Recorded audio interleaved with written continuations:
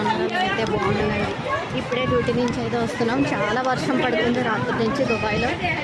చాలా అంటే చాలా వర్షం పడుతుంది. చూడండి క్లైమేట్ అంతా ఎలా ఉందో చూపిస్తాను.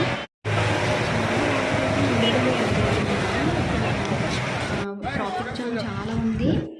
ఎప్పుడు వచ్చేదాకా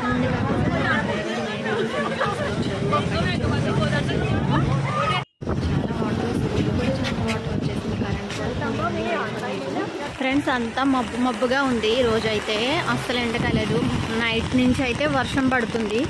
రేపు కూడా ఉందంటున్నారు వర్షం బాగా.